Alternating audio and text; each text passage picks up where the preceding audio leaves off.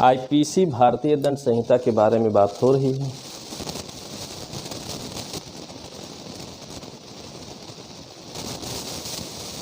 Indian panel code, ठीक है। इससे पहले आप जान रहे हैं कि भारत में आईपीसी नहीं थी, ठीक। कोडिंग वाला काम अंग्रेज़ों के समय ही शुरू हुआ है, ठीक है। कोडिंग वाला काम अंग्रेज़ों के समय हुआ है, ठीक है। पहले भी बताए थे, फिर से बता रहा हूँ। 1833, ठीक है। ये जो चार्टर एक्ट था, ठीक है, इसमें एक लॉ मेंबर बढ़ाया गया,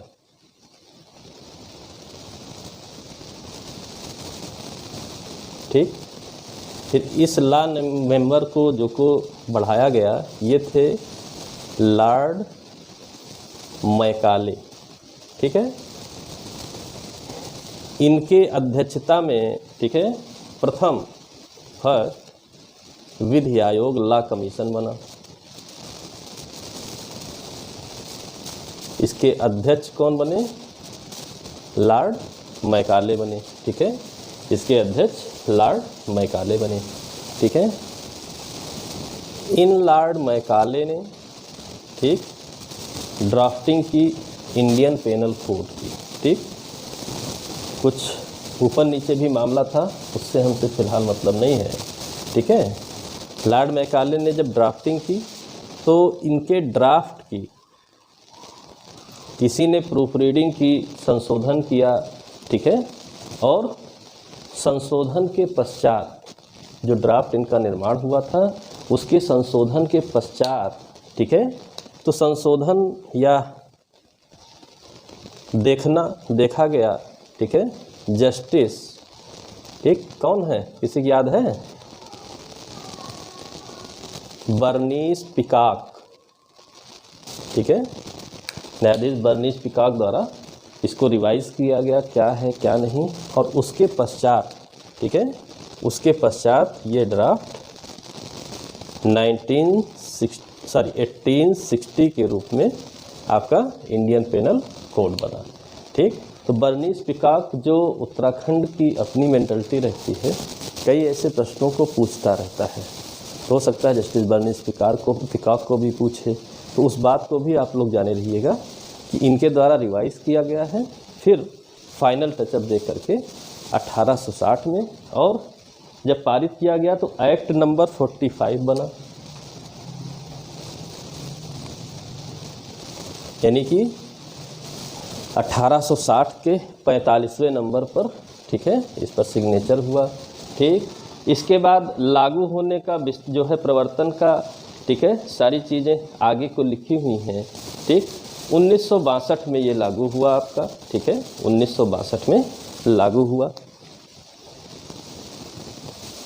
1862, 19 से निकल गया, 1862 में इंडियन पेनल कोड लागू हुआ, ठीक। लागू हो जाने के बाद लगभग कमोबेश में यही एक्ट आपका चल रहा है। कुछ सेक्शन अमेंड किए गए हैं, एक दो ओवर रूल किए गए हैं कि हाँ अब ये संविधान लागू होने के बाद मान्य नहीं रह गए हैं। 303 आप पढ़ते ही हैं, ठीक है। तो चर्चा चलती रहती है, एक सिंपल सी बात है, ठीक। लागू हो गया, अब पूरे भारत पर ये लागू है, ठीक है। पहले जम्मू कश्मीर राज्य को छोड़ा गया था, तब वहाँ पर रणवीर संहिता लागू थी। अब जम्मू कश्मीर राज्य को भी शामिल कर लिया गया है, समस्त भारत पर लागू है, ठीक है। अपवादित स्थितियाँ नहीं रह गई हैं, ठीक। बहुत सीधी सीधी बात है, ठीक है। अब अगले हिस्से में आते हैं, ठीक है। क्या है, अब बहुत ध्यान से सुनते जाइएगा क्या क्या चीज़ें हैं, कहाँ कहाँ से प्रश्न बन रहे हैं, ठीक। सेक्शन 234 की अपनी सीरीज़ है, ज़्यादा नहीं जानना है फ़िलहाल के लिए, जिस तरह जानना है वो आप जानिए। सेक्शन 2 की बात की जाए, ठीक है, तो सेक्शन 2 बात करता है कि पनिशमेंट जो ऑफेंस का होगा, किसके लिए, कहाँ पर, क्या होगा। तो यहाँ पर हो रहा है विद इन इंडिया ऑफेंस,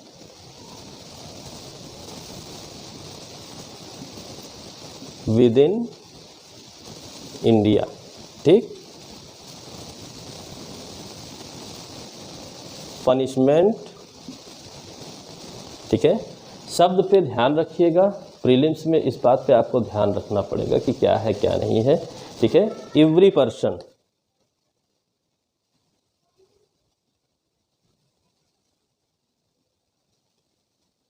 ठीक है, सभी व्यक्ति इसके तहत दंडनीय हैं यदि वो भारत के भीतर अपराध करते हैं, देशी हैं, विदेशी हैं, कोई भी हो, ठीक है, कोई भी हो, ठीक। इससे ज़्यादा नहीं जानना है। सेक्शन 3 क्या कहता है, ये सेक्शन नंबर भी इम्पॉर्टेंट है। सेक्शन 3 किस बात को कह रहा है? सेक्शन 3 कह रहा है कि ऑफेंस कमिटेड बियॉन्ड इंडिया,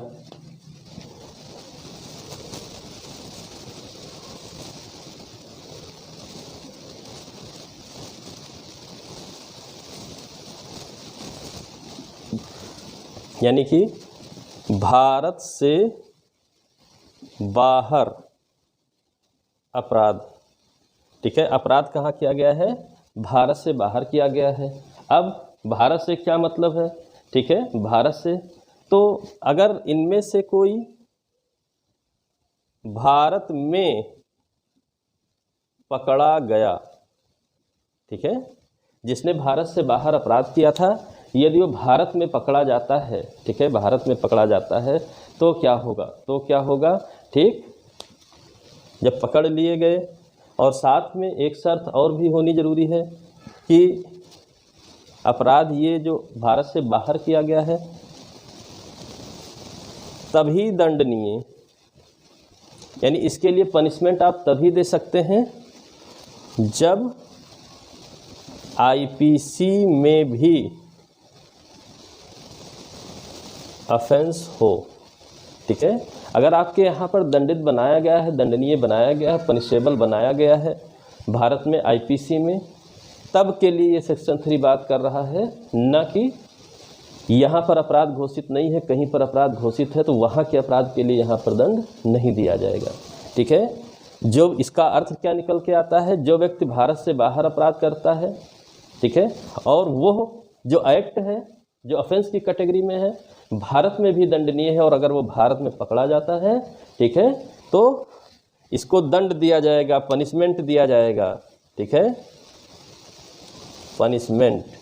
और ये पनिशमेंट कैसा होगा, मानो भारत में ही अपराध किया हो, ठीक है। तो उसके लिए स्पष्ट लिखा हुआ है, ठीक है, कि such act had been committed within India, ऐसा मान लिया जाएगा, सेम मैनर एज इफ, ठीक है, उसी तरीके से माना जाएगा जैसे उसने भारत में अपराध किया हो, ठीक।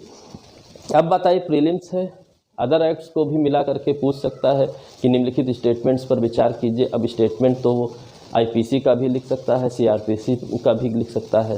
तो यहाँ पर ज्यूरिसडिक्शन कहाँ पर होगा, जहाँ पकड़ा गया वहीं पर माना जाएगा कि उसने ऑफेंस किया था, ठीक है। तो ज्यूरिसडिक्शन वहीं पर होगा जहाँ पर ऐसे अपराधी को या ऐसे अभियुक्त को पकड़ा जाता है, ठीक है, जहाँ पर पकड़ा जाता है। तो दिमाग में रखे रहिए, पर्याप्त है। सेक्शन 4 क्या कहता है, एक्स्ट्रा टेरिटोरियल ज्यूरिसडिक्शन की बात करता है, ठीक है।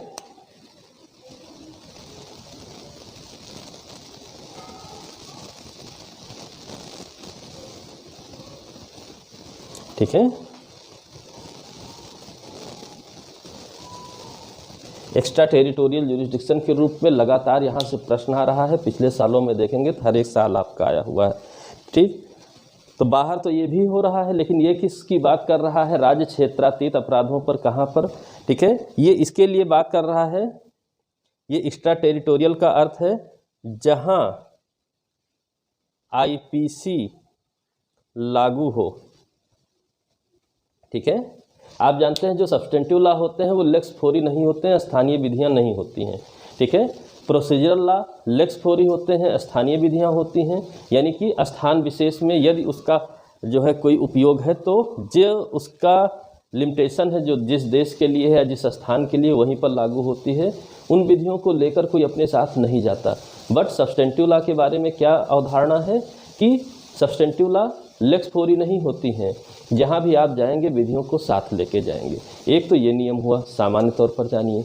दूसरा एक नियम जो स्पेशली सेक्शन 4 में लिखा हुआ है, ठीक है, ये ज्योग्राफी का, इकोनॉमी का, ठीक है, तमाम चीज़ों का मिला करके एक क्वेश्चन लिखा हुआ है कि भारत का राज्य क्षेत्र जो सामान्य तौर पर मैप में हमको दिखता है उससे बाहर कहाँ तक विस्तारित है, ठीक है, कहाँ तक विस्तारित है।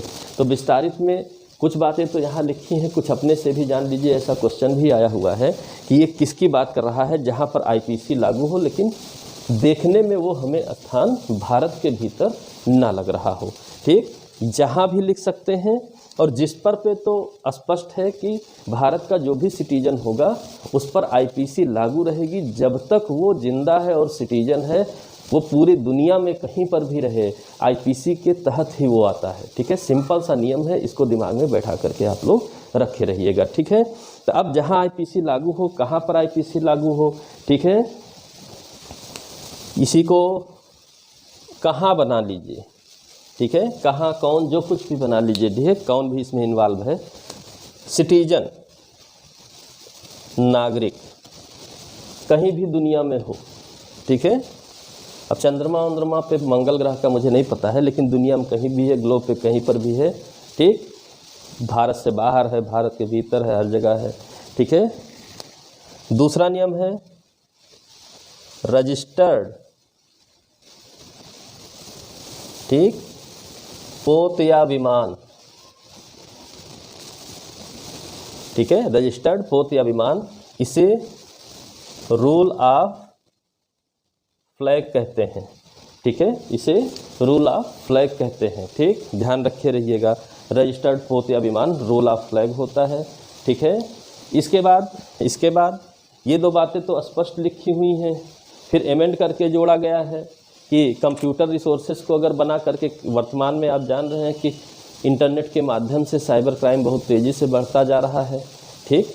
साइबर क्राइम अपनी जगह की बात है, बट एवेटमेंट जैसा आईपीसी का अधिकार भी साइबर सिस्टम को, ठीक है, यूज करते हुए किया जा सकता है, जिसके लिए ये जोड़ा गया है। तो उसको इस तरीके से लिखिए, कंप्यूटर साधन द्वारा कहीं भी, इसके दो पार्ट होते हैं, सिंपली जान लीजिए। आप भारत में बैठ करके कहीं और के लिए, किसी अदर कंट्री के लिए एवेटमेंट कर रहे हैं, ठीक है, आप लाइबल होंगे, ठीक।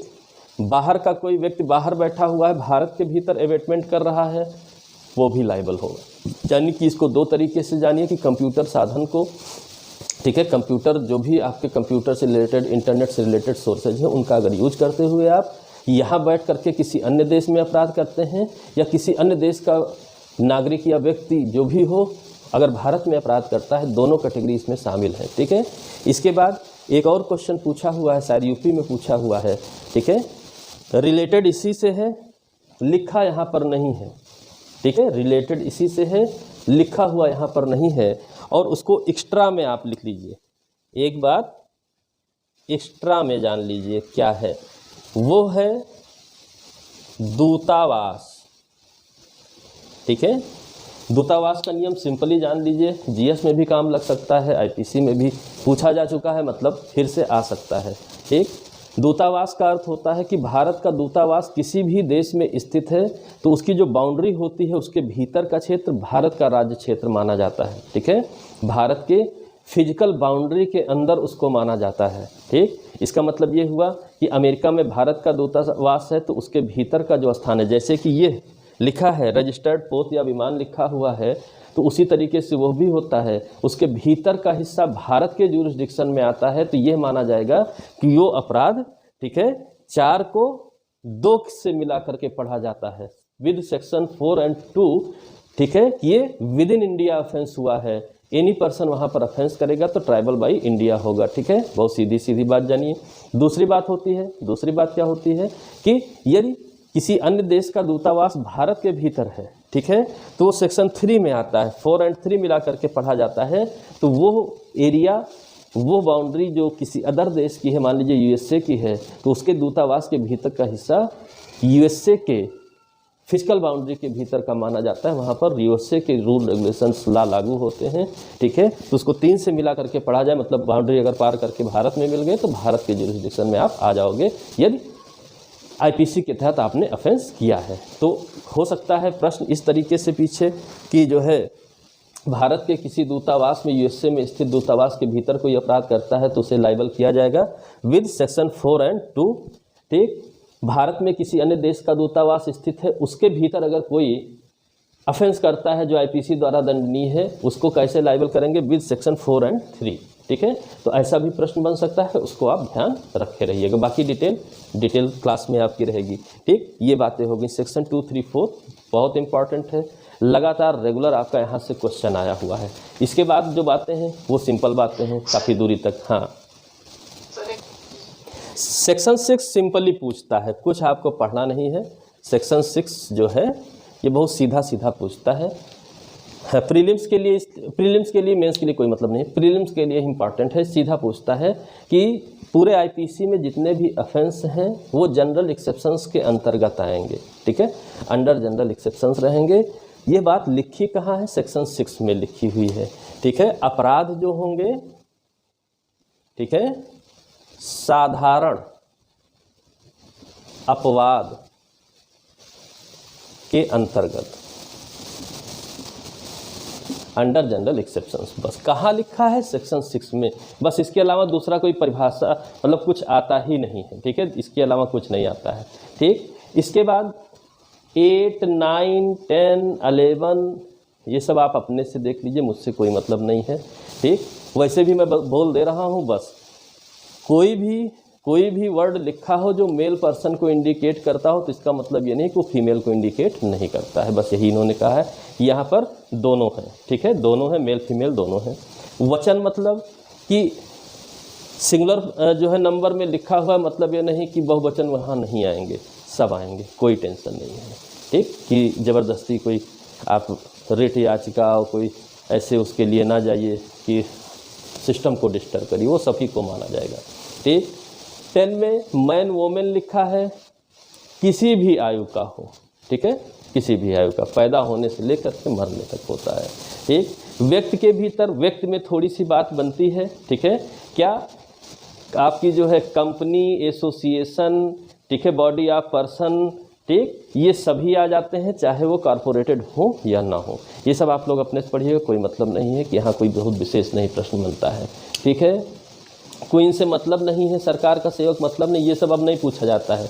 17 में गवर्नमेंट पूछा जाता है, स्टेट और सेंटर दोनों आते हैं। बस यहाँ पर जिन सेक्शंस को मैं पढ़ रहा हूँ उनका सेक्शन नंबर कभी कभी पूछ लेता है, सुमेलित कराने में पूछ सकता है, वो आप मेंटेन रखिएगा। यहाँ कोई ऐसी लॉजिक नहीं है कि मैं बता दूँ। ठीक है, 18 में इंडिया है। अब इंडिया में जम्मू कश्मीर राज्य भी है, आप जानते हैं। ठीक है, तो जम्मू कश्मीर राज्य की चर्चा, इंडिया की चर्चा सेक्शन 1, सेक्शन 17, सेक्शन 18 दो जगहों पर हो गई है। तो आप समझिएगा क्या क्वेश्चन पूछा है, ये आपके ऊपर है, आप डिसाइड कीजिएगा क्या पूछा है। ठीक, 19 में जज सब की बात है, न्यायाधीश कौन है। ठीक है, तो न्यायाधीश की आप जान ही रहे हैं कि जो है ज़्यादा अच्छे से एविडेंस एक्ट में पढ़ लिए हैं। ठीक है, साक्ष्य लेने के लिए जो अधिकृत हो, दांडिक कार्यवाही कर रहा हो, सिविल कर रहा हो, सब न्यायाधीश के अंतर्गत आते हैं। मिला जुला करके प्रश्न पूछता है, इसलिए सीधा सीधा जानिए कि आर्बिट्रेशन नहीं आता है, मध्यस्थम नहीं आता है, बहुत सीधा एविडेंस आईपीसी सब मिला दीजिए, अलग करके नहीं पूछता है। ठीक, इसके बाद 20 में न्यायालय शब्द लिखा हुआ है। ठीक है, जो भी न्यायिकता कार्य कर रहे हैं, ठीक है, जुडिशियल वर्क जो भी कर रहा है वो सब न्यायालय होगा। ये सब अपने से पढ़िए। पब्लिक सर्वेंट की बात पूछा गया है। ठीक है, तो पब्लिक सर्वेंट में सेना के लोग होते हैं, न्यायाधीश होते हैं, जो भी गवर्नमेंट की ओर से लोगों की सेवा कर रहा है वो सब पब्लिक सर्वेंट है। इसमें भी मिसलिनियस टाइप के प्रश्न पूछे जाते हैं, जो एक्ट में नहीं लिखे हैं उनको भी पूछा जाता है। कह देगा प्रधान जी हैं कि नहीं हैं, आप विकल्पों के अनुसार चयन कीजिए। ठीक है, यहाँ कोई ऐसा वो नहीं है फार्मूला कि ये जान लीजिए ये जान लीजिए, उससे कोई मतलब नहीं है। ठीक है, सीधा लिस्ट लिखा हुआ है, कौन ऑफिसर लिखे हुए हैं, कमिश्नर लिखे हुए हैं, कोर्ट लिखा हुआ है। ठीक है, कोर्ट के आदेश के अनुसरण में जो कार्य कर रहा है वो लिखा हुआ है। सिंपल सी बात है, ज़्यादा उलझने की ज़रूरत नहीं है। ठीक, ये सब पहले पूछे जाते थे 10 साल पहले, अब यहाँ सबसे प्रश्न सामान्य रूप से नहीं आ रहे हैं। ठीक है, इसलिए जबरन टाइम आप अपना यहाँ पर ना लगाइए। 22 आपसे पूछेगा। ठीक है, 22। अब 22 जानबूझ करके इधर उधर थोड़ा सा वैरायटी दे देता है। यहाँ पर मूवेबल प्रॉपर्टी लिखा हुआ है,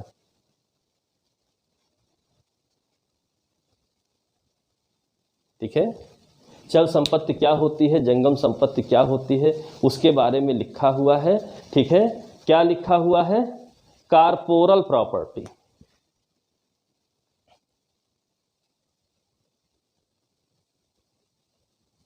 ठीक है। मूवेबल संपत्ति में कॉर्पोरल प्रॉपर्टी, मूर्त संपत्ति जो कुछ भी हो, ठीक है, मूर्त संपत्ति, ठीक। और मूर्त संपत्ति कॉर्पोरल प्रॉपर्टी क्या होती है, ठीक है, जिसको देखा जा सके, उसका कोई अपना आधार हो, कोई साइज हो, जो कुछ हो, ठीक है, फिजिकली उसका अस्तित्व हो, वही मूर्त संपत्ति होती है। वो सभी मूवेबल संपत्ति में आते हैं, लेकिन इस मूर्त में क्या नहीं आता है, ठीक, बस सीधे माइनस कर लीजिए, ठीक है, सीधा माइनस कर लीजिए। इस मूर्त संपत्ति में दिखने वाली कौन सी चीज़ नहीं आती है, भूमि नहीं आती है, लैंड नहीं आता है, प्लस, ठीक है, अस्थाई, ठीक है, परमानेंट भूबद्ध, जो परमानेंटली जो है ज़मीन से जकड़ा हुआ है, वो भी नहीं आता है, ठीक।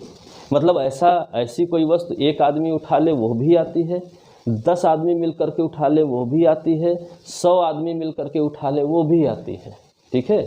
ऐसा नहीं है कि नहीं आती है, बस शर्त क्या है, ज़मीन में वो जकड़ा हुआ ना हो, इस तरह से ज़मीन में अटैच ना हो कि वो परमानेंटली अटैच माना जाए, उसका वही वास्तविक अस्तित्व स्थान माना जाए, बस यही एक शर्त है।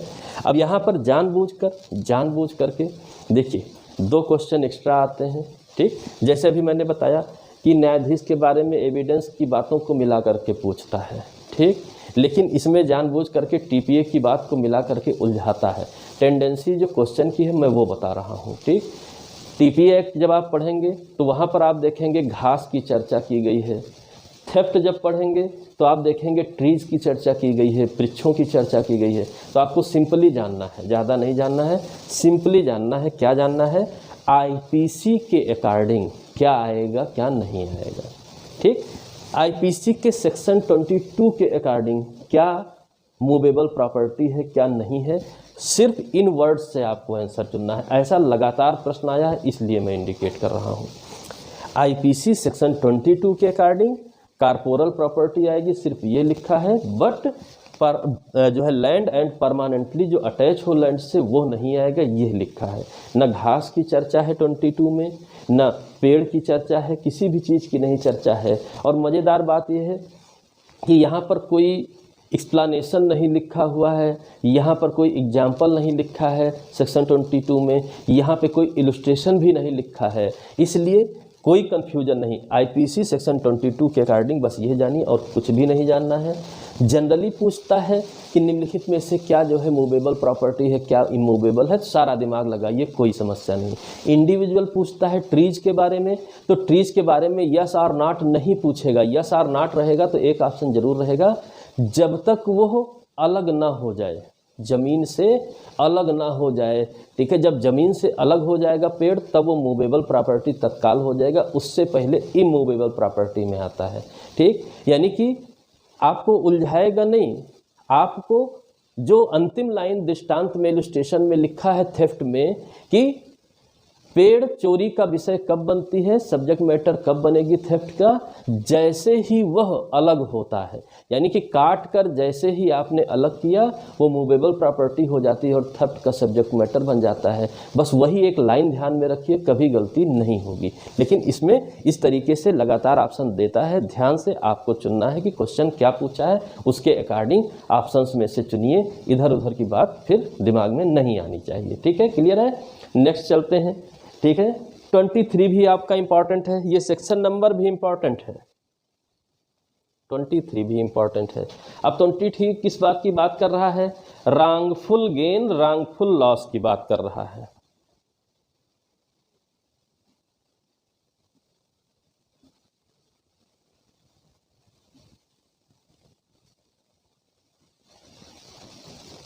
ठीक है, दिमाग नहीं लगाना है, क्वेश्चन इतना ही आता है, ठीक। बस एक बात लिखता है कि क्या है क्या नहीं है, ठीक है। अगर आप लीगली इंटाइटल्ड एक शब्द खाली याद रखिएगा,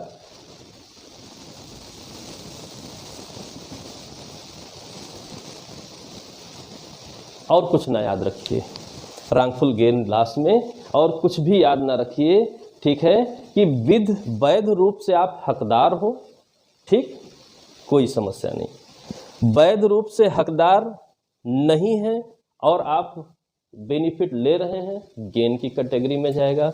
जो हकदार है उसको लेने नहीं दे रहे हैं, उसका बेनिफिट रांगफुल लॉस की कैटेगरी में जाएगा। तीसरी किसी बात की ज़रूरत नहीं है। आप एंटाइटल्ड हो और ना लेने दिया जाए, रांगफुल लॉस है। आप एंटाइटल्ड नहीं हो लीगली और आप लाभ ले रहे हो, यह रांगफुल गेन में जाएगा। और कोई बात जानने की ज़रूरत नहीं है, ठीक। दूसरा क्वेश्चन क्या आता है, क्या ये दोनों साथ होना जरूरी है कि अगर एक को रांगफुल गेन हो रहा है तो दूसरे को रांगफुल लॉस होगा? नहीं, यह जरूरी नहीं है कि एक को रांगफुल गेन हो तो एक को रांगफुल लॉस हो, ठीक।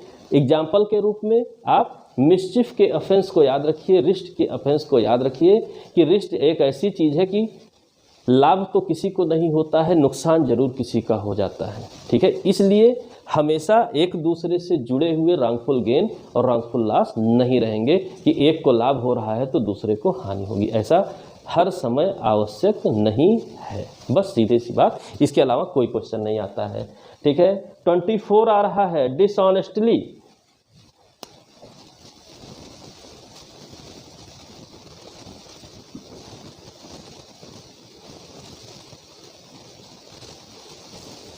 बेईमानी पूर्वक,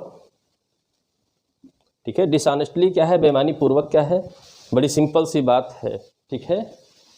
सदोष अभिलाभ कारित करना या किसी को सदोष हानिकारिक करना, यानी कि डिसऑनेस्टली का जो स्पष्टीकरण है, एक्सप्लेनेशन है, वो 23 में ही लिख दिया गया है। किसी भी पर्सन को रांगफुल गेन या रांगफुल कैटेगरी में ले जाना या स्वयं से जाना ही बेईमानी पूर्वक है, ठीक है। आपका इंटेंशन क्या है, बेईमानी पूर्वक है कि नहीं है, सेक्शन 14 बताता है, मन की बात है, ठीक है। एविडेंस का सेक्शन 14 बताता है, ये तो मन की बात है, मन में आज से बेईमानी पूर्वक है नहीं है, तो रांगफुल गेन या रांगफुल लॉस को देखा जाएगा। अगर ऐसा कुछ है, एंटाइटल ना होते हुए भी या होते हुए भी ना लेने दिया जाए तो बेईमानी पूर्वक कहा जाता है। सिंपल जानिए, अदरवाइज सब जानते रहेंगे कोई फायदा नहीं, ठीक। 25 कहता है फ्रॉडुलेंटली, कपट पूर्वक।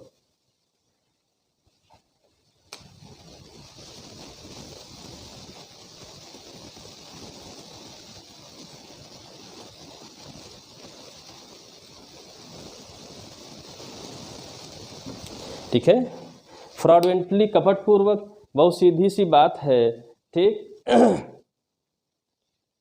यहां डेफिनीशन नहीं है, इसकी डेफिनीशन नहीं है, ठीक है। कपटपूर्वक क्या होता है, इसकी डेफिनीशन नहीं, सिर्फ इन्होंने बताया कि आपका इंटेंशन है कपटपूर्वक, कपट का, फ्रॉड का, तो वही कपटपूर्वक है, ठीक है। यानी सिर्फ इंटेंशन की बात, लेकिन कपट नहीं डिफाइन है। क्वेश्चन जो पूछा है उसके अकॉर्डिंग कॉन्ट्रैक्ट एक्ट में चले जाइए, क्योंकि ऐसा आईपीसी में भी पूछा है, ठीक है। कपटपूर्वक क्या होता है आईपीसी में इलिस्ट्रेशन में लगा करके पूछा है, तो वो बात सीधा बात समझिए कि जानते हुए भी, ठीक है, जानते हुए भी आप उस चीज़ को छिपा लीजिए और आशय दोषपूर्ण हो। बिना दोषपूर्ण आशय के तो कुछ कपट होगा नहीं, ठीक। बस यही कपटपूर्वक हो जाएगा, ठीक है, जानते हुए भी, ठीक। बस इतनी बात दिमाग में रखिए, कोई समस्या नहीं। यहाँ पर कोई डेफिनेशन नहीं दी गई है, सिर्फ इंटेंशन बताया गया, कपट का इंटेंशन, फ्रॉड का इंटेंशन है, तो वो बात कपटपूर्वक कही जाएगी, ठीक है। इसके बाद 26 से नहीं पूछता है, रीजन टू बिलीव से नहीं पूछता है, बस खाली आप ये जान सकते हैं, ठीक है, कि आपके पास सफिशिएंट कारण है, सफिशिएंट काज है, ठीक है, विश्वास करने का, तो विश्वास पूर्वक मान लिया जाएगा, ठीक है, सफिशिएंट। अब ज़रूरत पड़ती है इन सब की दृष्टांत में, केसेस में, ठीक है, प्रैक्टिकली ज़रूरत पड़ती है, सामान्य तौर पर इसीलिए डिफाइन नहीं किया गया है, ठीक है, सामान्य तौर पे इसीलिए डिफाइन नहीं किया गया है। मामले के हिसाब से ये क्वेश्चन ऑफ फैक्ट होते हैं, ठीक है, क्वेश्चन ऑफ लॉ नहीं है, क्वेश्चन ऑफ फैक्ट है। आपके इंटेंशन के अकॉर्डिंग डिसाइड किया जाता है कि आपके पास रीजन टू बिलीव था, आपने फ्रॉड किया है या नहीं किया है, ये सब क्वेश्चन ऑफ फैक्ट होते हैं। ठीक है, बहुत सीधी सी बात जानिए।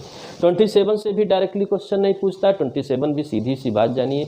ठीक है, ये जूरिस्प्रूडेंस का एक एग्जाम्पल लिखा हुआ है। ठीक है, पजेशन के बारे में जूरिस्प्रूडेंस में जब आप पढ़ेंगे तो सारी डिटेल मिलेगी। उसी का एक एग्जाम्पल लिखा हुआ है सेक्शन 27 आईपीसी में कि पत्नी या लिपिक के कब्जे में अगर किसी की संपत्ति है तो वो उसी की संपत्ति मानी जाती है। ठीक है, यानी कि जो मानसिक कब्जा है वो हमेशा उसी व्यक्ति का माना जाता है जिसकी वो संपत्ति है। ठीक है, कब्जे का अंतरण यहाँ ट्रांसफर ऑफ पोजीशन नहीं माना जाता है, पत्नी के कब्जे में हो या लिपिक के कब्जे में हो। ठीक है, जब तक वो न्यास की स्थिति में ना जाए, कब्जा ट्रांसफर न किया जाए अभिव्यक्त रूप से, तब तक वो नहीं माना जाता है। इससे रिलेटेड दृष्टांत भी आते हैं आपके। ठीक है, कि मामला ये फंसता है, 3 ऐसे ऑफेंस बन सकते हैं। ठीक है, पोजीशन से रिलेटेड। ठीक, थेफ्ट का बन सकता है, ठीक है, दुर्विनियोग का बन सकता है, और आपका ब्रीच ऑफ ट्रस्ट का बन सकता है। तो पोजीशन भी ये भी क्वेश्चन ऑफ फैक्ट होता है, और जिसका निर्धारण किया जाता है मानसिक तत्व के द्वारा। मानसिक तौर पर क्या आप मान रहे हैं कि मेरी संपत्ति मेरे पास ही है, रखी किसी के पास भी हो, अगर ऐसी परिस्थितियां हैं, सिचुएशंस हैं, तो कब्जा आप ही का माना जाएगा। तो पत्नी और लिपिक का एग्जाम्पल लिख दिया गया कि पत्नी और लिपिक के पास जब भी कोई पोजीशन होता है किसी भी प्रॉपर्टी का, तो वो यही माना जाता है कि मेंटली उसी व्यक्ति का कब्जा माना जाएगा जिसकी ओर से वो लोग कब्जा धारण करते हैं। बस सिंपल सी बात, उसको अपने दिमाग में रखिए। ठीक है, 28 पूछ रहा है इस समय काउंटरफिट।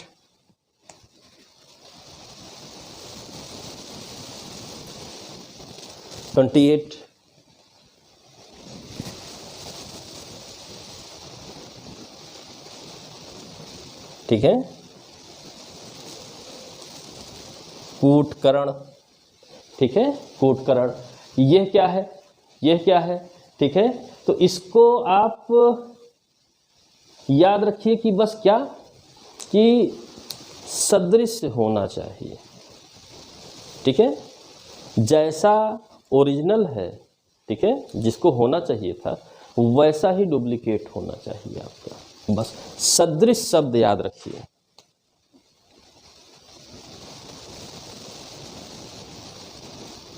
ठीक है, सदृश से शब्द याद रखिए। और इस सदृश शब्द के साथ ऑफेंस की बात हो रही है, इसलिए एक शब्द और याद रख लीजिए, प्रवंचना, डिसिपेशन।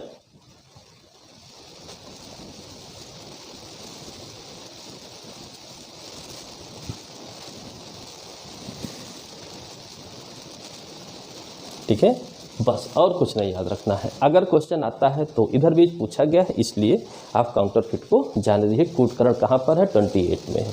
ठीक है, 28 में है।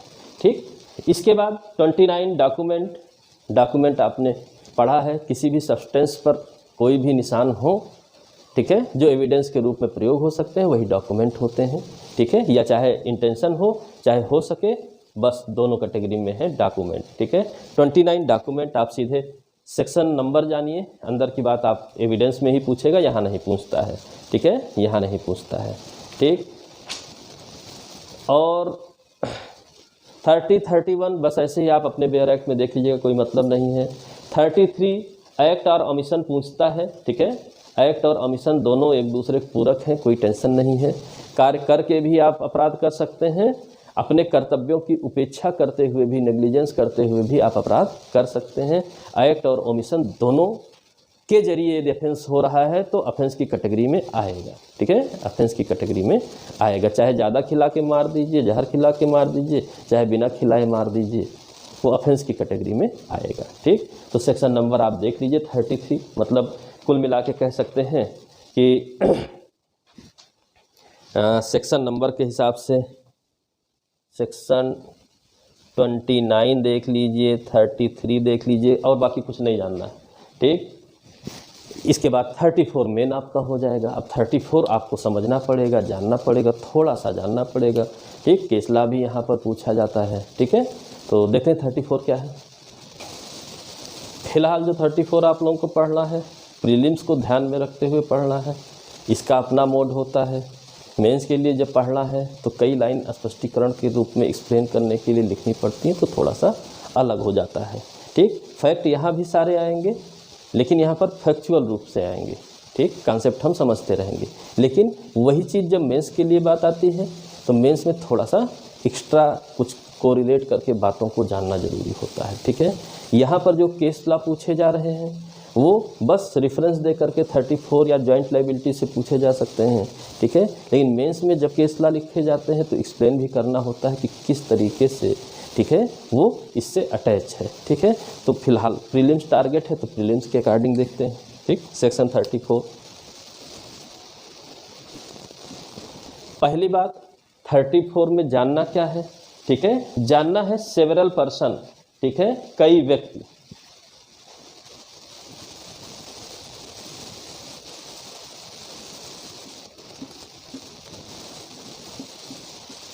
ठीक, पहली बात ये जानिए, कई व्यक्ति हैं, अकेले 34 से कोई मतलब नहीं है।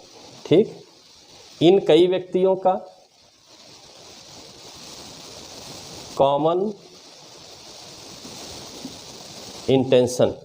ठीक है, अब कॉमन ही मुख्य शब्द है यहाँ पर जो आपको जानना है, सामान्य आशय। ठीक, ये इंग्लिश में ज़्यादा आसान है, हिंदी में थोड़ा सा कभी कभी कन्फ्यूजन हो जाता है।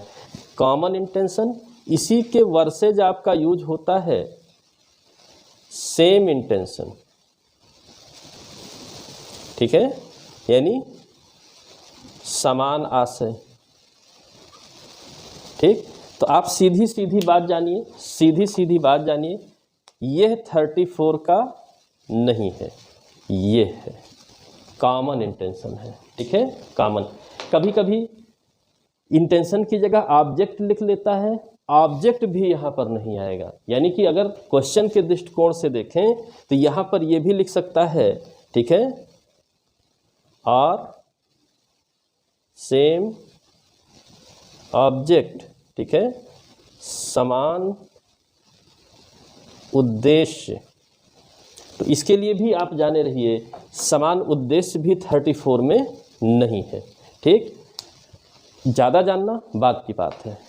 सेम शब्द यूज हो 34 से कोई मतलब नहीं है, कोई मतलब नहीं है, मतलब नहीं है। ठीक है, यहाँ पर इस कॉमन शब्द को किस तरीके से एक्सप्लेन किया जाए, तो जो प्रीलिम्स की आपकी लिमिट है वो सीधा है कि एक से अधिक व्यक्ति हैं। ठीक है, सेवरल पर्सन है, दो या अधिक व्यक्ति भी लिखता है तो दो से ही सेवरल शुरू हो जाते हैं, कई शुरू हो जाते हैं। ठीक, जानबूझकर आपको 5% लिखेगा तो 5% का रूल भी 34 में आता है। ठीक है, 5% से ये ना समझिएगा कि हम कहीं और शिफ्ट कर दें। ठीक है, कई व्यक्ति लिखा है, दो या अधिक कितने भी हैं कोई मतलब नहीं।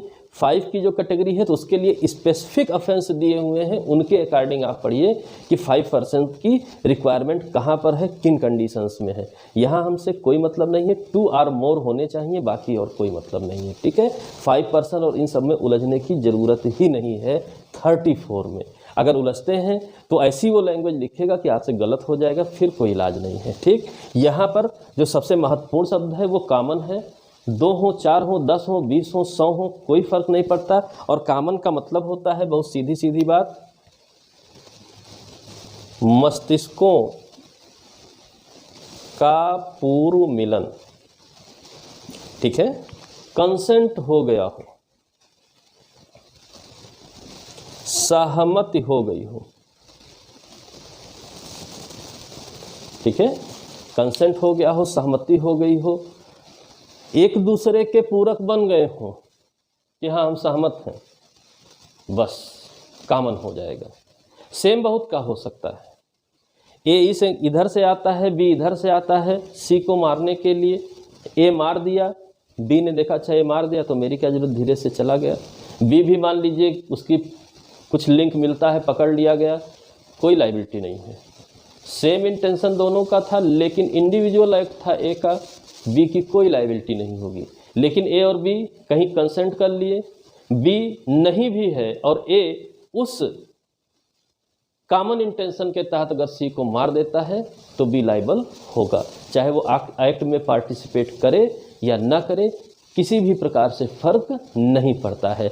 ये चीज़ कॉमन समझे रहिए। फिर दूसरी बात आती है, एक और बात, ठीक है। अब कई व्यक्ति हैं, सब मिले या एक मिले कोई फर्क नहीं पड़ता है ड्यूरिंग ट्रायल। सब मिल गए अच्छी बात, नहीं मिले एक ही मिला तब भी कोई फर्क नहीं पड़ता है। ये अगर साबित है कि फला फला तो फला अज्ञात में चलते रहेंगे। तो इसके लिए कहा गया, इस कॉमन इंटेंशन के लिए कहा गया, जो भी मिला ट्रायल के दौरान मानो अकेले ही कार्य किया, ठीक है। ऐसा मैनर होगा, ठीक है, ऐसा मैनर होगा आपका, ठीक, कि same manner as if it were done by him Elon.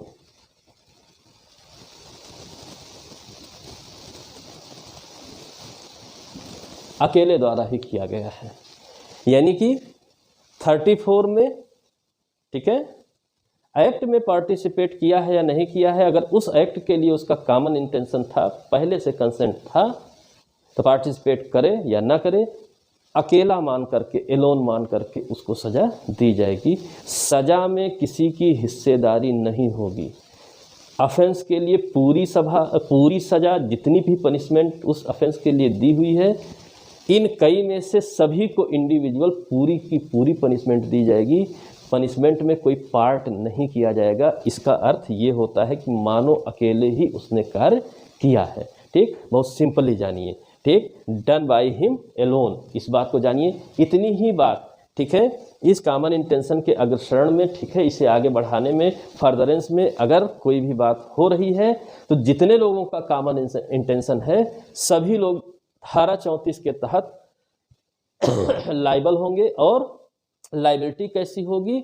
सबकी सेपरेट एलोन लाइबिलिटी होगी कि मानो उन्होंने कार्य वह अकेले ही किया है। बहुत सीधा सीधा इसको जानिए, ठीक है, बहुत सीधा सीधा। लेकिन अब 34 यहाँ पर अभी ख़त्म नहीं हुआ, इसके एक्सप्लेनेशन जैसे आपके नेक्स्ट लिखे हुए हैं, ठीक है, 35, 36, 37, कहीं ना कहीं 34 को ही प्रमोट करते हैं। इधर बीच जब प्रश्न आए हुए हैं तो प्रश्न कुछ इस प्रकार भी आए हैं, उसको भी आपको ध्यान देना पड़ेगा कि क्या 34 अकेले पढ़ने की ज़रूरत है या कोई भी किसी भी तरीके से। तो इस कॉमन को, अकेले को, कई व्यक्ति को, जो भी बातें 34 में हैं, इसको स्पष्ट करने के लिए अगर आप इस तरह से पढ़ लीजिए तो आपको क्लियर हो जाएगा। 36, सेक्शन 36 क्या कहता है? जॉइंट, ठीक है, कॉमन इंटेंशन के तहत जॉइंटली वर्क किया गया हो, ठीक है, मिलजुल करके किया गया हो, ठीक है, कई व्यक्तियों का सम्मिलित कार्य हो, जो फाइनल इंटेंशन होगा उसी के लिए। मतलब एक अपराध को पूरा करने के लिए कई लोगों ने एक्ट किया, सबके सेपरेट सेपरेट एक्ट हैं, लेकिन इंटेंशन उस ऑफेंस के लिए है। तो जो सबसे बड़ा अपराध बनता है वो ऑफेंस, उसके लिए सभी को दंड दिया जाएगा। बाकी एक्ट के लिए दिया जाएगा, जो पर्टिकुलर इंडिविजुअल किए हैं वो अपनी जगह की बात है। तो यही कहने का मतलब है, चाहे ज्वाइंटली किए हों, अलग अलग कार्य करते हुए कॉमन इंटेंशन को पूरा किए हों, वो 37 कहता है, ठीक है, पार्टली। कुछ हम करेंगे, कुछ आप कर दीजिएगा, ठीक है, नींव हम रख देंगे, बिल्डिंग आप बना दीजिएगा। इसी इंटेंशन के लिए लाइबल होंगे, इसी इंटेंशन के लिए लाइबल होंगे, ठीक है। सॉरी, 35, 36 होना चाहिए। 35 ज्वाइंटली है, ठीक है, 36 पार्टली है, 37 कोऑपरेशन, ठीक है, सहयोग के साथ है, सहयोग के साथ है, ठीक, क्लियर है, उलझना नहीं है। आप अपनी बैरेक्ट पढ़ लीजिएगा, ये 3 शब्द क्वेश्चन हैं आपके, ठीक है, ये 3। 34 के कंटेंट लिखे हुए हैं, कंटेंट के अकॉर्डिंग कोई प्रश्न पूछता है तो आप सीधे 34 का आंसर दीजिए, ठीक। अगर इन शब्दों के साथ पूछता है, उसकी लायबिलिटी कहाँ फिक्स की गई है, किस सेक्शन में स्पष्ट किया गया है, तब आप जॉइंटली 35 में बताइए, पार्टली 36 में बताइए, कोऑपरेटिवली जो है आप अपना 37 में बताइए, कोई समस्या नहीं, प्रीलिम्स है, ये बात आप ध्यान रखे रहिएगा। ठीक है, क्लियर है, उससे ज़्यादा नहीं। एग्जाम्पल्स इसमें जो दिए हुए हैं, जो इलस्ट्रेशंस दिए हुए हैं, आप देखिए 34 से शुरू होता है, 34 में कोई इलस्ट्रेशन नहीं, 35 में कोई इलस्ट्रेशन नहीं, 36 में इलस्ट्रेशन दिया है कि का अंशतः या को भोजन देने का अवैध रूप से लोप करके और अंशतः या को पीट करके या की कोई और पीट करके सासे या की मृत्यु कारित करता है, का ने हत्या की है। ठीक है, यानी कि उनका जो वर्क है वो भी वर्क भी पार्टली दो तरीके से है, यानी एक एक्ट पूरा ऑफेंस ना करता कोई बात नहीं, एक्ट का नेचर आपने बदल दिया, लेकिन टारगेट तो इंटेंशन है ना, दंड तो इंटेंशन को दिया जाता है। ठीक है, कॉमन बात इंटेंशन है, ना कि आपका एक्ट है। ठीक, इसके बाद 37 में जो है आपके दृष्टांत दिए हुए हैं। ठीक है, दृष्टांत बी और सी इम्पॉर्टेंट हैं। ठीक है, जॉइंट जेलर्स के बारे में लिखे हैं, बहुत स्पष्ट है, आप अपना पढ़िएगा, मैं सीधा सीधा बता रहा हूँ। एक जेलर कोई कमी करता है, लेकिन उस कमी से उसका जो टारगेट था, इंटेंशन था, पूरा नहीं होता है। दूसरा आता है, उसकी शिकायत हो गई, हट गया, दूसरा आया, उसने भी वही कमी की, लेकिन उसको ये नहीं पता है कि पहला जेलर इसी इंटेंशन के साथ ये कमी कर रहा था। ठीक, तो दूसरा जेलर फुल ऑफेंस के लिए लाइबल होगा, वो अटेम्प्ट के लिए लाइबल होगा। लेकिन पहला जेलर हटता है और पहला जेलर दूसरे जेलर से कंसल्ट कर लेता है, यानी कि सहमति हो जाती है, चलिए आगे का काम हम पूरा कर देंगे, तो पहला जेलर भी फुल्ली लाइबल हो जाएगा कि आधा काम इन्होंने किया, आधा काम इसने किया है। ठीक है, बस इस बात को आप ध्यान रखे रहिएगा। ठीक है, तो बाकी दोनों समझ में आ जाएंगे आपको दृष्टांत। ठीक, इसके बाद है कि 38 एक बात कहता है, प्रीलिम्स में बहुत ज़्यादा मतलब नहीं है, लेकिन एक लाइन आपको जानने की ज़रूरत है। क्या जानने की ज़रूरत है? कि जो इंडिविजुअल एक्ट किया है किसी ने, इंटेंशन के लिए पनिशमेंट प्लस इंडिविजुअल जो आपका एक्ट है उसके लिए भी आपको इंडिविजुअली पनिश किया जा सकता है। 38 इस बात को कहता है, यानी कि कार्य के आधार पर विभिन्न अपराधों के भी दोषी हो सकेंगे।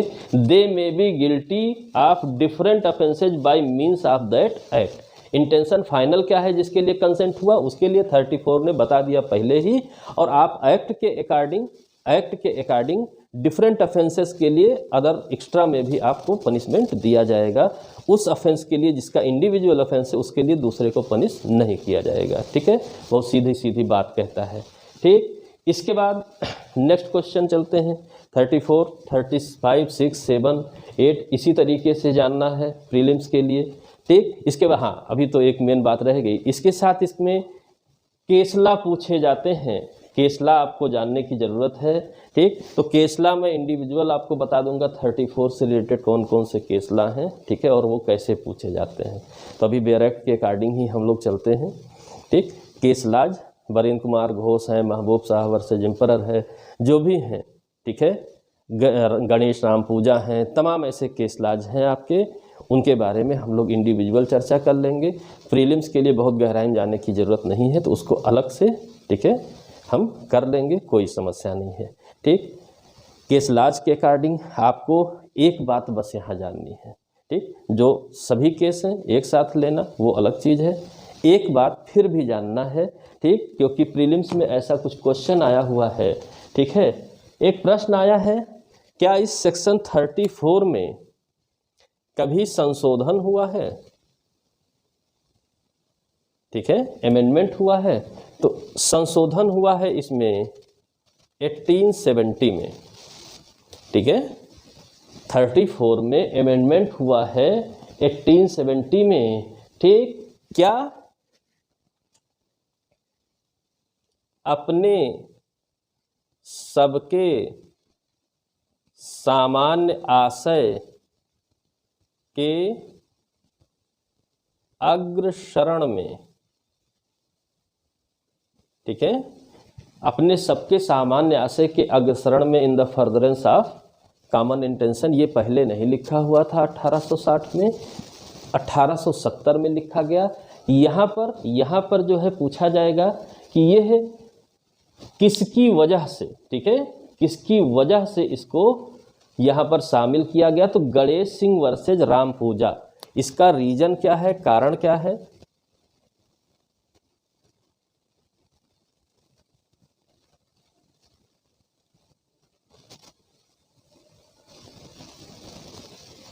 एटीन 69 का केस है। इस केस के कारण, इस केस में एक्सप्लेन किया गया तो लगा कि नहीं ये बहुत इंपॉर्टेंट बात है।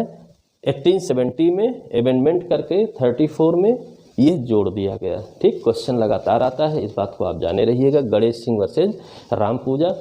समस्या सिर्फ ये है कि जो पैटर्न होता है बेयर एक्ट का लिखने का, जो भी अमेंड होता है उसको मार्किंग करके फुटनोट में लिख दिया जाता है, लेकिन किसी भी बेयर एक्ट में यह नहीं मिलता है। ठीक है, ये नहीं मिलता है सामान्य तौर पे, इसलिए बेयर एक्ट में हमें नहीं ये चीज़ मिलेगी। ये आप जाने रहिए, क्वेश्चन में तो ज़रूर मिलेगा, क्वेश्चन में लगातार आया हुआ है। यह एक बात जानना जरूरी है। ठीक है, जानना जरूरी है। ठीक, इसके बाद केसला हम लोग अलग से पढ़ेंगे, जो भी चीज़ें आप लोगों की ज़रूरत होंगी। ठीक है, और केसला में किन्हीं केसलाज में एक आध बातें भी हैं, वो बात लिख करके भी पूछता है, तो वो हम अलग से कर लेंगे क्योंकि इसका फ्लो फिर डिस्टर्ब हो जाएगा। चलते हैं नेक्स्ट 39 वॉलंटरली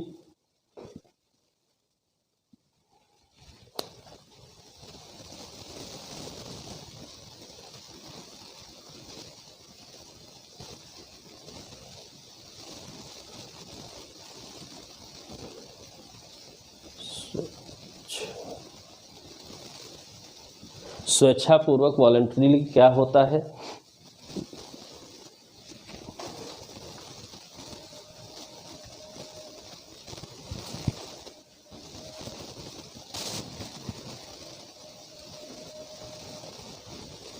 स्वेच्छापूर्वक वॉलंटरीली क्या होता है?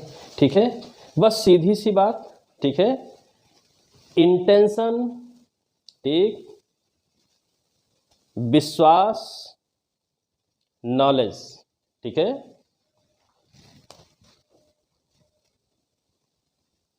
आशय हो, ज्ञान हो, नॉलेज हो। ठीक है, आशय और ज्ञान के साथ अगर काम कर रहे हैं आप, ठीक है, और विश्वास है आपको, ठीक है, बिलीव कर रहे हैं,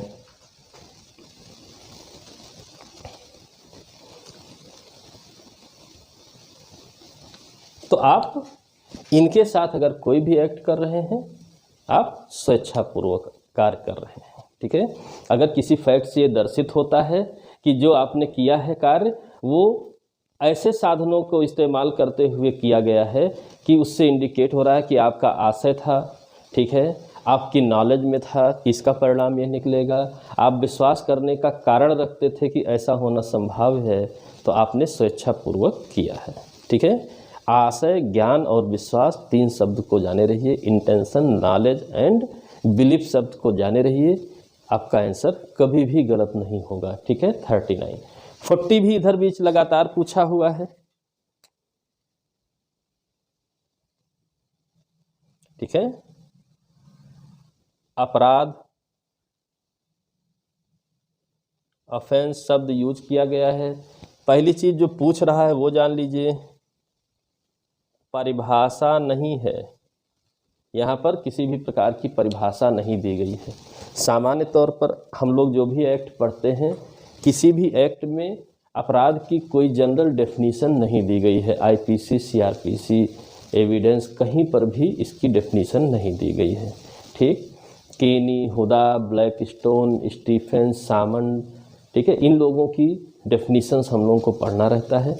यानी कि आईपीसी का एक पोर्शन अभी आपका, ये तो बेयर एक्ट के अकॉर्डिंग चल रहा है, एक पोर्शन और आपका है। ठीक है, क्या है कि जनरल थ्योरीज क्या है, बेसिक इंट्रोडक्शन क्या है दंड संहिता का, उसको भी जानना चाहिए, जहाँ पर आप इंटेंशन क्लियर कर सकते हैं, एक स्ट्रिक्ट लाइबिलिटी को क्लियर कर सकते हैं। ठीक है, जो स्टैट्यूटरी ऑफेंसेज होते हैं उनको क्लियर कर सकते हैं, इंटेंशन क्या होता है, मेंसरिया क्या होता है, तो वो पोर्शन अभी आपका बेयर एक्ट से बाहर का बचा हुआ है, उसको भी हम लोग कर लेंगे, वो बात की बात है। ठीक है, वहीं पर हम लोग ऑफेंस की डेफिनीशन को भी देखते हैं। केनी, हुदा, ब्लैकस्टोन, सामंड, स्टीफन, ये 5 परिभाषाएं बहुत इंपॉर्टेंट हैं, इसके अलावा भी इम्पॉर्टेंट हो सकती हैं। तो कुल मिलाकर के जो सामान्य रूप से परिभाषा मानी जाती है वो क्या है, ऐसे एक्ट को परिभाषा फिलहाल वर्तमान में ऐसे एक्ट को ऑफेंस के रूप में, क्राइम नहीं, ठीक है। तो जब हम लोग डिटेल पढ़ते हैं तो क्राइम वर्सेज ऑफेंस पढ़ते हैं, ठीक है। क्राइम वर्सेज ऑफेंस, क्राइम शब्द कहाँ यूज होता है, ऑफेंस कहाँ यूज होता है। तो यहाँ फिलहाल ऑफेंस के लिए यह बात निकल करके आती है कि जो विधि द्वारा निषिद्ध किया गया हो, ठीक है, विधि ने जिसे अपराध घोषित कर दिया गया है विधि में, वही ऑफेंस की कैटेगरी में आता है। क्राइम बहुत कुछ हो सकता है, ठीक है, क्राइम बहुत कुछ हो सकता है। पनिशमेंट भी बहुत टाइप का हो सकता है, सोशल पनिशमेंट हो सकता है, अदरवाइज पनिशमेंट हो सकते हैं, ठीक है। लेकिन ला जिनके लिए, जिनको रोक दिया है कि यह कार्य ऑफेंस की कैटेगरी में आएगा और इसके लिए यह पनिशमेंट दिया जाएगा, ठीक है, वो ऑफेंस की कैटेगरी में आते हैं, उनको आप सीधा जाने रहिए। और ला ने रोका है, ला गारंटी देता है कि आपके खिलाफ ऑफेंस नहीं होगा। तो दूसरी महत्वपूर्ण बात यहाँ पर अपराध की ये हो जाती है कि अपराध वो होगा यानी कि जिसमें प्रोसिक्यूशन स्टेट की ओर से किया जाएगा वो ऑफेंस होगा। इंडिविजुअल किसी व्यक्ति की आवश्यकता नहीं है, यहाँ पर विशेष तौर पर ये है। लेकिन अब विधि का दायरा बहुत कुछ बढ़ चुका है, स्टेट की ओर से भी प्रोसिक्यूशन होता है तो कंप्लेनेंट भी अपनी पैरवी करता है, साथ में अब आप जानते हैं विक्टिम को भी अपनी पैरवी करने का अधिकार दे दिया गया है, ठीक। बहुत से ऐसे हमारे प्रश्न आते हैं जो क्वेश्चन में लिखे हुए शब्दों से जो सिचुएशन क्रिएट हो रही है उससे हमारे आंसर निकलते हैं। तो तमाम जगहों पर तमाम बातें जो हम पढ़ रहे हैं वो बात साथ हमको देती है। और कुछ ऐसी बातें होती हैं क्या कि डायरेक्टली पूछ रहा है सेक्शन 40 से, सीधा कहिए परिभाषित नहीं है। जनरल पूछ रहा है तो दो बातें जरूर याद रखे रहिए, विधि ने अपराध घोषित कर दिया है, एक बात ये, और अभियोजन स्टेट की ओर से, सरकार की ओर से, राज्य की ओर से किया जाता है। दो बातों को याद रखिए, क्लियर रहेगा, आपको कभी भी कोई कंफ्यूजन नहीं रहेगा, ठीक, ऑफेंस के बारे में। तो इतनी बात यहाँ के लिए बस, ये यहाँ परिभाषित नहीं है, ठीक है, यहाँ परिभाषित नहीं है। इधर बीच कंफ्यूज करने के लिए लगातार पूछा हुआ है, ठीक है। इसके बाद 43 मान लीजिए कि जो है 40 के ही एक्सप्लेनेशन के रूप में आगे बढ़ गया है, ठीक है। ये शब्द यूज होते हैं कि विधि द्वारा निषिद्ध है, रोका गया है, ठीक है, तो इलीगल हो जाता है। तो ऑफेंस में भी इलीगल शब्द लगातार यूज होता है, तो उसको उसी हिसाब से समझे रहिए, ठीक है।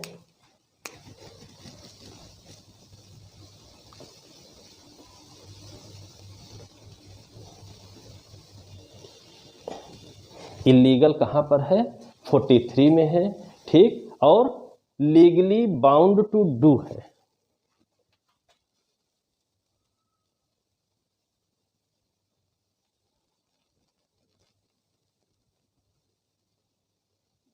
ठीक। दो शब्द लिखे हुए हैं 43 में, इलीगल अवैध लिखा हुआ है और करने के लिए वैध रूप से आबद्ध लिखा हुआ है, ठीक। तो बहुत स्पष्ट लिखा है, 40 में तो नहीं लिखा है लेकिन 43 में लिखा है, अवैध शब्द उस हर शब्द को लागू है जो अपराध हो।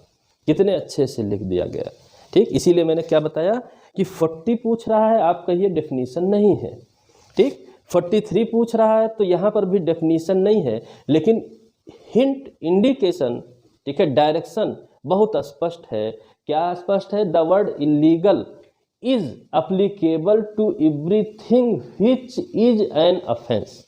सिंपल सी भाषा में, व्हिच इज एन ऑफेंस सभी को लागू है, यानी इलीगल को कह सकते हैं जो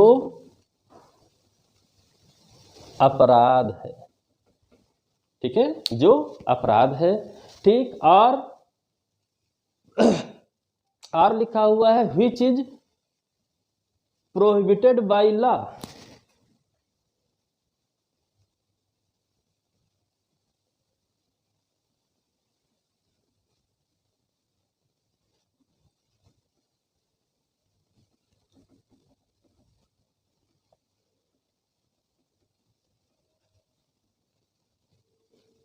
विधि द्वारा निषिद्ध हो, ठीक है, विधि द्वारा निषिद्ध हो, ठीक है, और furnishes ground for a civil action, ठीक है, और सिविल कार्यवाही का आधार उत्पन्न करे, यानी किसी के इंटरेस्ट टाइटल के विरुद्ध आप काम कर रहे हैं, ठीक है, वो भी अवैध है, ठीक है, वो भी अवैध है, ठीक। और लीगली बाउंड टू डू क्या है, जो ड्यूटीज आपने आपके ऊपर लॉ ने लागू कर रखी हैं, जिसको अगर आप लोप करते हैं, ओमिशन करते हैं, ठीक है, अगर कोई ड्यूटी है लॉ द्वारा और उसके ओमिशन से वो ऑफेंस की कैटेगरी में चला जाए, इलीगल की कैटेगरी में चला जाए, वही है लीगली बाउंड टू डू, ठीक है। वैध रूप से करने को आप आबद्ध हैं, अगर उसका लोप आप करते हैं तो वो इलीगल हो जाएगा, ठीक है, वो लीगली बाउंड टू डू है। तो यहाँ शब्द देखिए, ऑफेंस को लागू है इलीगल, प्रोहिबिटेड बाय लॉ है, ठीक है, और सिविल कार्यवाही का आधार उत्पन्न होता है, ग्राउंड बनता है, ये सारे एक्ट इलीगल की कैटेगरी में आते हैं, ठीक है। जरूरी नहीं है कि बहुत कुछ, अब जैसे अभी बात है कि क्रिमिनल ट्रेसपास तो है, लिखा है ऑफेंस के रूप में, लेकिन अगर कोई किसी की संपत्ति पर अवैध रूप से कब्जा कर ले, यानी कि गलत तरीके से उसकी वो संपत्ति नहीं है फिर भी उस पर कब्जा बना ले, तो उसके लिए आईपीसी में सीधे तौर पे कोई दंड नहीं दिया हुआ है। तो कब्जे के विरुद्ध आपका सिविल कार्यवाही का आधार उत्पन्न होता है, वो इलीगल हो जाएगा, और इलीगल हो जाएगा तो वो अपराध की कैटेगरी में जाने की कंडीशन में आ जाएगा, ठीक है। तो कहीं ना कहीं से लिंक लिया जा सकता है। तो क्या लिख कर पूछे, कैसा लिख कर पूछे, ये तो प्रश्न आने पर ही पता चलेगा। बात को आप समझ रहे हैं, ये एक अच्छी बात है, ठीक है, ये एक अच्छी बात है। क्लियर है? सेक्शन 44, ठीक है, धारा 44 क्या कहती है? इंजरी की बात करती है, क्षति की बात करती है, ठीक है, इंजरी या क्षति की बात करती है। कुछ भी नहीं आता है, ठीक, क्या आता है, कहाँ पर लिखा है? 44 में। कितने प्रकार की होती है? 4 प्रकार की क्षति होती है, ठीक है। सिंपली पूछा है 4 प्रकार की, body, mind, reputation, property. Body, mind, reputation, property. शरीर की होगी, मन की होगी, ख्यात की होगी, संपत्ति की होगी, ठीक है। क्षति, इंजरी, डैमेज नहीं लिखा है, इंजरी लिखा हुआ है। और इंजरी और डैमेज, इन सब में अगर आपको जो है डिफरेंस करना है तो फिर टाट लॉ जब हम लोग पढ़ेंगे तब करेंगे। यहाँ कुछ भी ऐसा नहीं आता है, सिंपल सा क्वेश्चन आता है, कहाँ पर है? 44 में। कितने प्रकार का? 4 प्रकार का। कौन सा? Body, mind, reputation, property. और कुछ भी नहीं आता है, ठीक है, और कुछ भी नहीं आता है। क्षति 4 प्रकार की होती है, ठीक। 45 जीवन लिखा हुआ है, यानी कि मानव जीवन के बारे में है, इसमें कुछ बताना नहीं है। मानव जीवन, यहाँ पर जिसके भी जीवन का अंत हो रहा है, बढ़ रहा है, जो कुछ भी हो रहा है वो मानव के बारे में लिखा है। आपको एनिमल से कोई मतलब नहीं रखना है, यानी यहाँ पर हाथी, घोड़ा, बकरी, भेड़ की हत्या नहीं करनी है। हत्या होनी है तो मानव की ही होनी है, ठीक है। वो किसी भी आयु का हो सकता है, किसी भी आयु का हो सकता है, ठीक है। मृत में भी यही बात लिखी है। तो 45, 46 जो है जीवन और मृत, लाइफ एंड डेथ की बात करता है। बहुत मन होगा, हेडलाइन आप देख लीजिएगा, सेक्शन नंबर, बाकी कोई मतलब नहीं है, ठीक। 52 इंपॉर्टेंट है, गुड फेथ।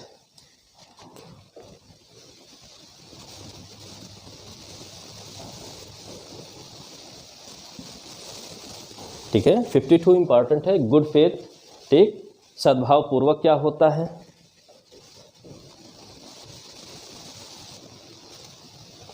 ठीक है, गुड फेथ, सद्भाव पूर्वक क्या होता है? तो बड़ी सिंपल सी बात है, ड्यू केयर एंड अटेंशन।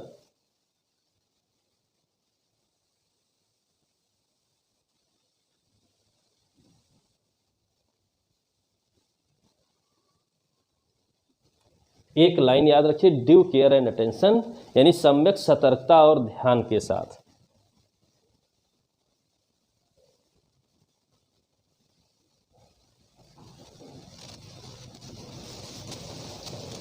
ठीक है।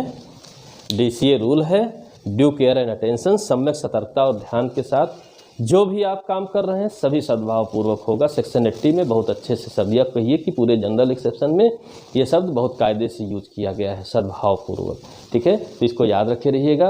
और सम्यक सतर्कता और ध्यान क्या होता है, 80 जब हम पढ़ेंगे तो थोड़ा सा और ज़्यादा क्लियर हो जाएगा, ठीक है। सेक्शन 80 में क्लियर हो जाएगा। इसके अलावा यहाँ पर 52 में कोई बात नहीं पूछी जाएगी। 52A संश्रय की बात करता है, ठीक है, हार्बर की बात करता है।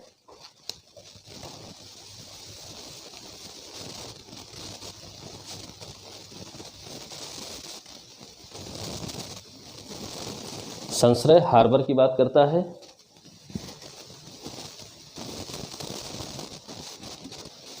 ठीक, ये क्या होता है सिंपल भाषा में जानिए, सिंपल भाषा में जानिए कि किसी को, किसी अपराधी को सुविधा दिया जाना, ठीक है, रहना, खाना, वस्त्र, भागना, किसी भी प्रकार का, वो संश्रय की कैटेगरी में आता है। संश्रय मतलब ये नहीं कि अपने छत के नीचे ही जगह दीजिए, ठीक। संश्रय में भोजन, वस्त्र, सभी चीज़ें शामिल हैं, ठीक है, सभी चीज़ें शामिल हैं। लेकिन बात ये आई, यहाँ पर तो ज़्यादा बातें नहीं लिखी हुई हैं, ठीक। बस अंतिम लाइन क्लियर करती है थोड़ी सी बात को समझने के लिए, किसी व्यक्ति की सहायता पकड़े जाने से बचने के लिए करना। यानी कि कुछ ऐसा हो कि अपराधी जानते हुए भी आप उसे हेल्प कर रहे हैं, कानून को फेल करने की कोशिश कर रहे हैं, तो आपके संश्रय की कैटेगरी में आ जाएगा, ठीक। अनजाने में हो गया तो वो अपनी जगह के बाद जनरल एक्सेप्शन में देखा जाएगा कहाँ आपको बचाव मिल जाएगा, ठीक। बस यहाँ लिखा है धारा 157 में के सिवाय, 157 में के सिवाय और धारा 130 में वहाँ के सिवाय जहाँ की संश्रय संश्रित व्यक्ति पति या पत्नी द्वारा दिया गया हो, ठीक। यानी कि पति पत्नी को कुछ मामले में संरक्षण दिया गया है। जैसे एविडेंस एक्ट में जो है वैवाहिक स्थिति के दौरान जो संसूचनाएं होती हैं संरक्षित की गई हैं, वैसे ही संश्रय के मामले में भी संरक्षण दिया गया है, बाकी अन्य व्यक्तियों के लिए नहीं है। यानी कि कॉमन बात है कि पति या पत्नी अगर एक दूसरे की किसी तरीके से इस प्रकार से सहायता करते हैं, जैसे भोजन, वस्त्र, ये सब की बात है, घर में आ गए तो दरवाज़ा बंद करके भगा तो देंगे नहीं, ठीक है, पति पत्नी का संबंध है, वैश्वासिक संबंध है, तो वहाँ पर कुछ हद तक 157 और 130 में उनको बचाव है। तो इसको इसी तरीके से पूछता है कि पति पत्नी के संबंधों के आधार पर संश्रय के अपवाद कौन कौन से हैं। तो 157, 130 आप याद रखिए, बाकी की ज़रूरत नहीं है। बाकी 157, 130 जब आप पढ़िएगा तब जान लीजिएगा कि किस संश्रय की बात हो रही है। सामान्य तौर पर सभी व्यक्तियों पर लागू है कि यदि आप किसी को भी, ठीक है, यदि आप किसी को भी बचाव दे रहे हैं, यानी कि सुविधा दे रहे हैं, ठीक, कानून को फेल करने की कोशिश कर रहे हैं, जानबूझ करके कर रहे हैं, स्वेच्छापूर्वक कर रहे हैं, तो संश्रय की अपराध में आएगा। चाहे वस्त्र देकर, भोजन देकर के, भागने में सहायता देकर के, किसी भी प्रकार से हो, ठीक है। बहुत सीधा सीधा है, ठीक, इससे ज़्यादा नहीं जानना है। और मुख्य रूप से जो है 2 ही क्वेश्चन पूछे गए हैं, सेक्शन नंबर पूछा हुआ है और पति पत्नी के बचाव वाले 157 और 130 सेक्शन को पूछा गया है, बाकी कुछ भी नहीं पूछा गया है। संश्रय से भी आपके प्रीलिम्स में सिंपल सी बात जानिए, ठीक है। क्लियर है यहाँ तक?